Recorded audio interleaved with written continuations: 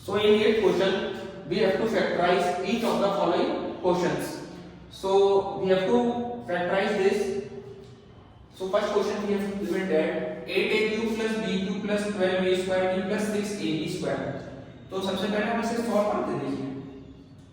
8a cube को हम क्या लिख सकते हैं 2a का whole cube plus b cube को लिख सकते हैं b का होल क्यूब प्लस अब हम इन दोनों में से क्या निकाल सकते हैं a और b कॉमन निकाल सकते हैं और 6 कॉमन निकाल सकते हैं तो 6ab ठीक है 6ab कॉमन निकल गया। अब इसमें क्या बचा 2a प्लस b ठीक है। अब आप देखिए इसमें कि ये किस फॉर्म में आपका आ रहा है ये आपका कुछ इस तरीके के फॉर्म में आ रहा होगा कि x cube plus y cube plus 3xy और ये x प्लस y। अब इसकी आइडेंटिटी ये आपकी आइडेंटिटी होगी तो इस आइडेंटिटी को कैसे लिख सकते हैं हम x प्लस y का होल क्यूब ठीक है। तो देखिए अब हम इसमें कैसे लिख सकते हैं ये 3xy है अब ये x की जगह 2a है और y की जगह b है इधर हम कैसे लिख सकते हैं 6ab को तो 6ab को अगर हमें लिखना है तो हम कैसे लिख सकते हैं इसको देखिए 6ab को 3 into 2a into b ऐसे लिख सकते हैं तभी तो 6ab मिल जाएगा। उसमें 2a जो है हमारा x को रिप्रेजेंट कर रहा है और b जो हमारा y को रिप्रेजेंट कर रहा है तो सिंपली 2a प्लस b का होल क्यूब बहुत सिंपल है। सेकंड क्वेश्चन में हम देखेंगे है तो सेम क्वेश्चन बस इसमें माइनस नोट हो गया है ठीक है। तो देखिए 2a का होल क्यूब माइनस b का होल क्यूब माइनस अब देखिए इसमें हम 6ab कॉमन निकालेंगे तो 6ab को हम कैसे लिख सकते हैं 3 into 2a into b और इधर क्या बचेगा आपका 2a minus b माइनस क्यों लग रहा है क्योंकि जब हम इस ब्रैकेट को खोलेंगे तो इधर 3 2 जा 6 6 2 जा 12 a स्क्वायर भी माइनस में और माइनस माइनस प्लस हो जाएगा और 6ab स्क्वायर आ जाएगा आपका। तो देखिए अब इसे हम किस फॉर्म में लिख सकते हैं 2a minus b का होल क्यूब। अब हमें थर्ड क्वेश्चन में दे रखा है इसे ही फैक्टराइज करना है तो अब हम इसे वैसे ही उसी फॉर्म में लिखते हैं 3 का होल क्यूब होता है 27 ठीक है और माइनस 5a का होल क्यूब होता है 125 ठीक है। अब आप देखेंगे इसमें से कैसे निकालेंगे हम अब हम उसी फॉर्म में लिखेंगे माइनस 3 into अब आपको जैसे ही आपको पता नहीं है कि आपको a क्या है और मतलब कि जैसे इसमें x और y क्या है तो देखिए आपने पहले दो टर्म्स निकाले तो यही आपके x और y ठीक है। तो इसमें 3 into 5a ठीक है।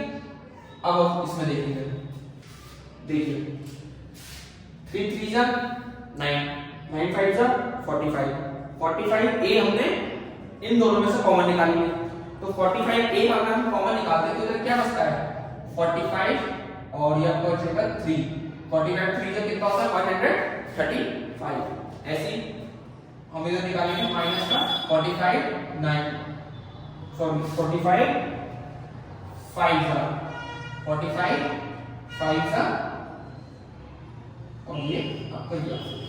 अब देखिए आपने इसे किस फॉर्म में लिख दिया देखिए x cube minus y cube minus 3xy और ये x minus y equal to x minus y का होल क्यूब ठीक है। अब से डायरेक्टली आप इसे लिख सकते हैं इसमें हमारा x क्या है 3 और y क्या है हमारा 5 ये हो गया हमारा होल क्यूब फैक्टराइज फॉर्म में हमने लिख दिया। फोर्थ क्वेश्चन देखते हैं देखिए 64 किसका होल क्यूब होता है 4 का 4a का होल क्यूब माइनस 3b का होल क्यूब। अब इधर अब हम कॉमन निकालना है तो 3 into सिंपली उठा के 4a लिख देंगे और सिंपली उठा के 3b लिख देंगे। उसके बाद अगर हम कॉमन निकालें 3 4 से 12 12 3 से 36 a भी हमने कॉमन निकाल लिया। अब इधर क्या लिखेंगे अब 36a भी अगर हमने कॉमन निकाल लिया है इधर तो इधर क्या लिखा जाएगा 36 4 से 144 होता है तो 4 अब हमने a भी निकाला तो इधर क्या बचा a माइनस ऐसे अब 36 हमने कॉमन निकाल लिया तो 36 3 का 108 होता है। तो अगर तो हम इधर b लिखेंगे क्योंकि इधर a भी हमने निकाला और इधर b स्क्वायर तो b बचा। अब देखिए ये भी इस फॉर्म में आ गया। अब देखिए क्या लिख सकते हैं आपसे 4a माइनस 3b का होल क्यूब। और आप इसमें देखिए फिफ्थ क्वेश्चन हमें क्या दे रखा है कि 27t³ minus 1/216 minus 9/2t² plus 1/4p। अब हम इसे फैक्टराइज फॉर्म में लिखना है तो हम क्या करेंगे, देखिए 27 किसका होल क्यूब होता है 3 का, तो 3p का होल क्यूब, ठीक है, माइनस 216 किसका होल क्यूब होता है 6 का, तो 1/6 होल क्यूब, ठीक है। अब 3 लिखेंगे इनटू, अब आप इसमें देखिए फ्रैक्शन में दे रखा है, फ्रैक्शन में लिखना इतना इजी नहीं होता, तो इसलिए अब हम सबसे पहले 3p लिख देंगे इधर इनटू 1/6 लिख देंगे, ठीक है। अब देखिए इसमें अब इधर क्या बचेगा आपका, अगर आपने 1/6 3p कॉमन निकाल लिया है और 3p कॉमन निकाल लिया है, यानी 3 3 से 9 और अपॉन 6, इसका मतलब क्या हुआ कि आपने क्या कॉमन निकाला 3/2 कॉमन निकाला। 3/2 निकालने के बाद अगर आपने 3/2 कॉमन निकाला है तो इधर क्या बचेगा, इधर बचेगा आपका 3p, क्यों 3/2 कॉमन निकाला है 2 बाहर हो गया और 3 3 से 9 तो 3 बचा माइनस 1। अब 3/2 कॉमन निकाला तो इधर क्या बचेगा, इधर आपका क्या बचेगा, जब आपने 2 कॉमन निकाल लिया तो इधर 1/2 बचा और 3 भी कॉमन निकाला है तो 3 तो है नहीं इधर, तो हम 1/3 इसमें मल्टीप्लाई करेंगे तो 1/6 बचेगा, 1/6 बचेगा, ठीक है। अब आप देखिए ये x माइनस y का होल क्यूब के फॉर्म में आ गया क्वेश्चन, तो देखेंगे 3p माइनस 1/6 का होल क्यूब। सो हमें क्वेश्चन नंबर 9 में क्या करना है, वेरीफाई करना है। तो ये आपके जो फर्स्ट और सेकंड क्वेश्चन आपको दे रखे हैं उन्हें दोनों को वेरीफाई करना है। तो ये आपकी आइडेंटिटीज है, तो ये आइडेंटिटी को हमें वेरीफाई करना है। अब देखिए इसमें आपको एक LHS होता है, RHS होता है, तो LHS में तो आप लोग कर नहीं पाएंगे, बल्कि अब आप RHS से स्टार्ट करते हैं। तो RHS हमें क्या दे रखा है x plus y x square minus xy plus y square. अब सिंपली अब हम क्या करेंगे, x की मल्टीप्लाई इससे करेंगे और y की मल्टीप्लाई इससे करेंगे, ठीक है। तो x की मल्टीप्लाई हम इससे करते हैं, x square minus xy plus y square plus y x square minus xy plus y square. अब मल्टीप्लाई करने के बाद हमें क्या मिलता है आंसर, देखिए x की x के साथ मल्टीप्लाई करें x cube minus x square y plus x y square plus yx square minus xy square plus y cube. अब देखिए इसमें आप ये देखिए कि इसमें कुछ टर्म्स आपके कैंसिल हो जाएंगे, जैसे कि देखिए x स्क्वायर y माइनस का x स्क्वायर y और प्लस का x स्क्वायर y, तो ये आपके कैंसिल हो गए, xy स्क्वायर प्लस का xy स्क्वायर माइनस का xy स्क्वायर, तो ये भी आपके टर्म कैंसिल हो गए। तो एंड में आपका क्या बचा x क्यूब और y क्यूब, तो x cube plus y cube, तो हेंस वेरीफाइड। सिमिलरली अब हम सेकंड क्वेश्चन में भी यही करेंगे, हम RHS उठाएंगे और x माइनस y और x square plus xy plus y square, simply x की मल्टीप्लाई इससे माइनस y की मल्टीप्लाई पूरे इस इक्वेशन से। अब देखिए x square y plus xy plus y square और minus y x square plus xy plus y square.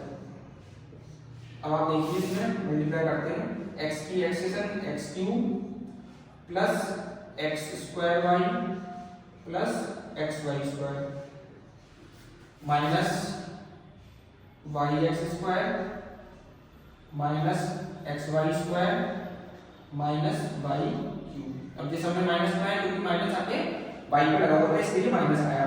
अब देखिए इसमें से कुछ टर्म आपकी कैंसिल हो रहे हैं, एक्स स्क्वायर वाई और एक्स स्क्वायर वाई, प्लस का एक्स स्क्वायर वाई है माइनस का एक्स स्क्वायर वाई, तो ये आपके कैंसिल हो गए।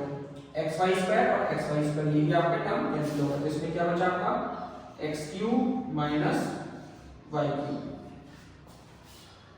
अब हम चलते हैं 10th क्वेश्चन पे, जो कि इस आइडेंटिटी का एप्लीकेशन हमें 10th क्वेश्चन में दे रखा है। क्या दे रखा है, factorise each of the following.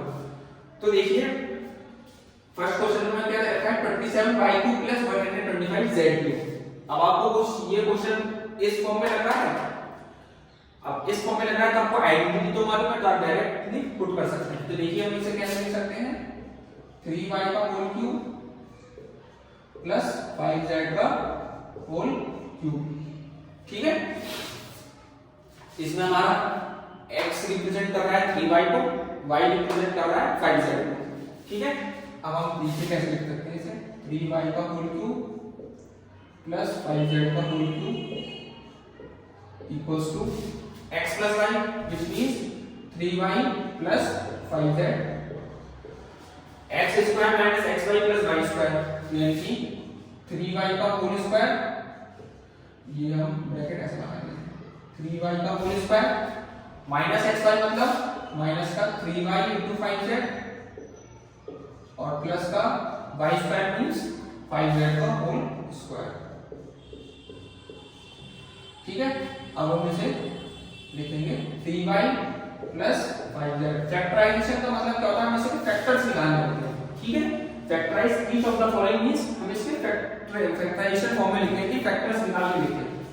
तो अब देखिए 3y² which means 9y² minus 15yz plus 25z²। ये आपके फैक्टराइजेशन फॉर्म में हमने लिख दिया। सेकंड क्वेश्चन में आपको दे रखा है कि 4m का होल क्यूब है माइनस 7m का होल क्यूब है। तो अब देखिए ये किसका एप्लीकेशन है, इसका, इस वाले आइडेंटिटी का। तो 4m का होल क्यूब माइनस 7m का होल क्यूब कैसे लिखेंगे, x minus y, 4m minus 7m और x² + xy + y²। तो 4m का होल स्क्वायर, ठीक है, plus 4m * 7m plus y² 7m का होल स्क्वायर। ठीक है, अब देखिए 4m - 7m, 4m का whole square 16m² plus 28mm plus 7 7 का 49m²। ये आपका आंसर है।